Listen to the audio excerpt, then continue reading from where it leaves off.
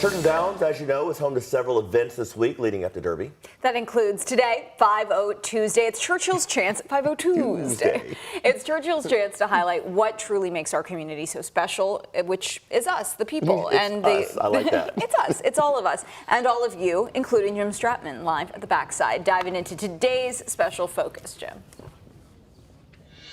Well, thank you, Grace. I'm glad that you think that I'm special, too. And actually, that's what everybody is going to be out here at Churchill Downs today. Very special. That's the whole goal of 5-0 Tuesday, making Louisville's day out here at the track. And as you can see behind me, the horses already gearing up, getting ready to go. And it's a big day for them because it's the first day of races this week out here at Churchill Downs. Of course, all leading up to Derby 150 coming up on Saturday. But if you are coming out to the track today, special pricing for you. General admission tickets going on sale for $5. And I did check this morning. There are still some tickets available. General admission, also some of the reserve seating and dining tickets are still available too.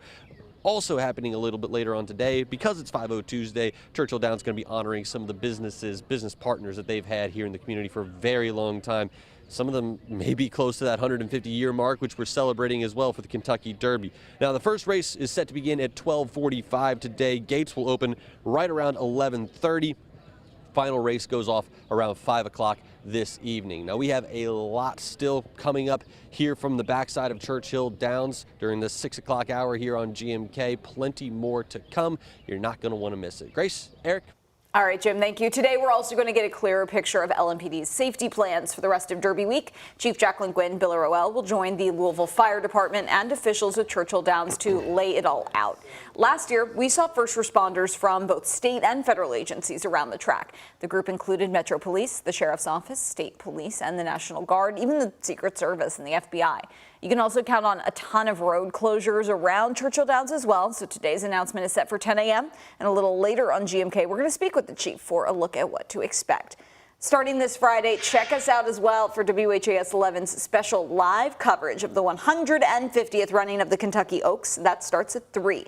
Then on Saturday, Derby morning, we've got a full lineup for you. Starting at 6, it's our special, The Greatest 2 Minutes, followed by WHAS11 live from the Derby Museum at 7. Then at 10, we've got a special edition of Great Day Live. 6:05 now, and JCPS wants to change start times again ahead of next school year. Is hosting an online forum tonight to discuss possible new times. The district wants to narrow its options from the current 8 start times to just 3.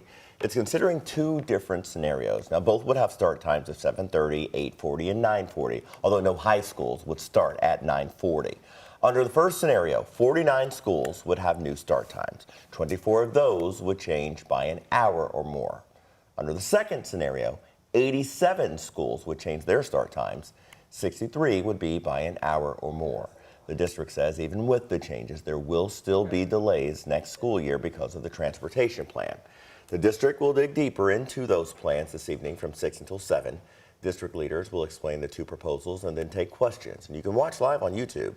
If you'd like to see if your child's school start time could change, just click on the link in this story at WHAS11.com.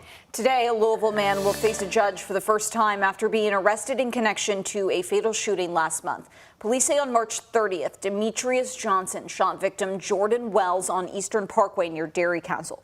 Wells was taken to the hospital but later died. According to police, Johnson was seen on surveillance video in the area. He's charged with murder and possession of a handgun by a convicted felon and is expected in court at 9. Attorneys for Louisville's super chef Darnell Ferguson have revealed almost 600 pages of discovery as they get ready for trial. The new evidence was turned over for review in court yesterday, and attorneys say there's still more to come. Ferguson pleaded not guilty back in February to allegations he broke into a home and strangled the mother of his 3 kids. He is charged with burglary and assault. Ferguson is due back in court on July 3rd.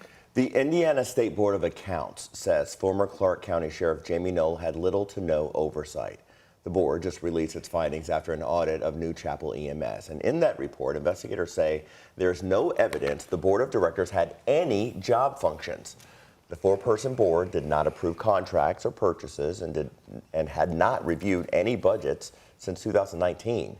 The report also outlined more purchases made by Jamie Knoll, and that includes more than $20,000 in political donations through the new Chapel American Express card.